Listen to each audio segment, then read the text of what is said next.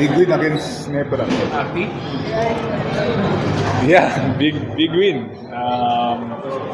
Ganda nung laro today. Muntik pa kaming ma-ennis dito. Laki ng lamang is nakagol. But we won the game.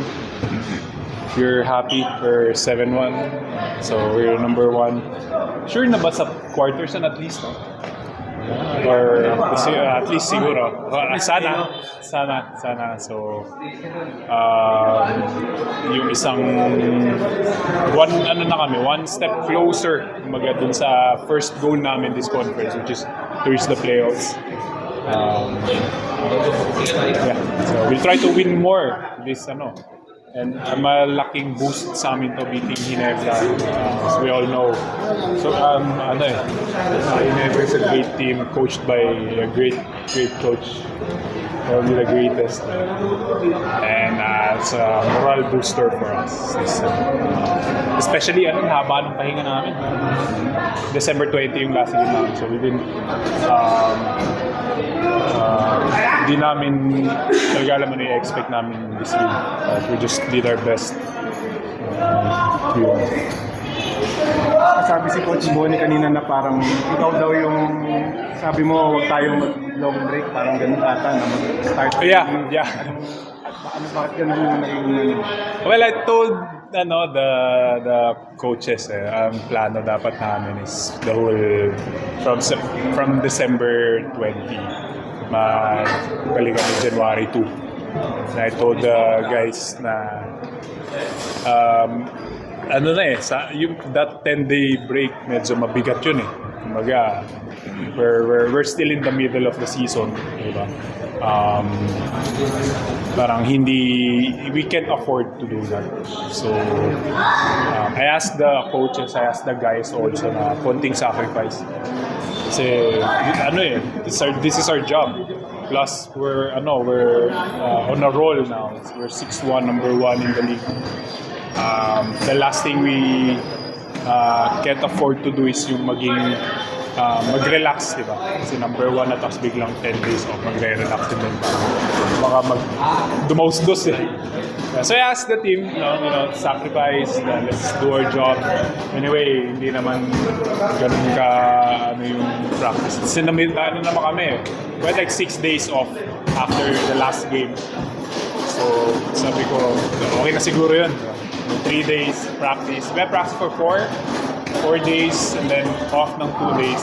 We went back to January 2. So, and I'm happy for the guys also kasi nag-respond naman sila.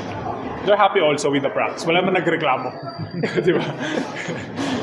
puro pagkain yun eh. Oo, pagkain, konting yayaan.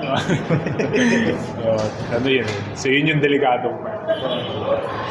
I think perhaps the pace of the franchise, kasi sa Ginebra na-enjoy mo yung manalo.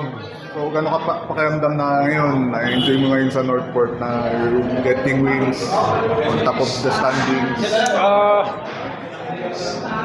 Very happy, di ba? Kasi, yun yung fruit of the labor, kumbaga. We're all about winning naman, all of us.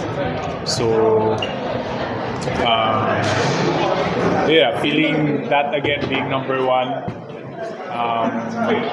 magaganda yung mga nilalaro namin. It feels great for now. But of course, hindi pa naman tapos eh. Like I always say, we can only celebrate until 12 midnight.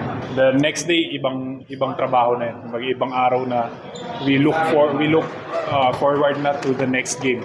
We're 7-1 now. But we can try. It's a good game. But,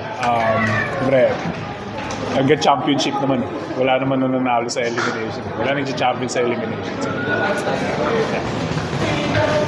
Armin, sa number 2 ka ata sa BPC.